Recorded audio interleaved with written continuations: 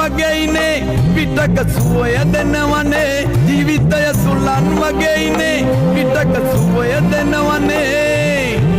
දැනෙනවා සුළි සුළඟ වගේ ඕ දැනෙනවා සුළි සුළඟ වගේ සුළඟේ හෙමින් එන්නකෝ සිසිලා කන්න දෙන්නකෝ සරවී යන්නව සුළං පෙරලී යන්නව ගස් කොළන්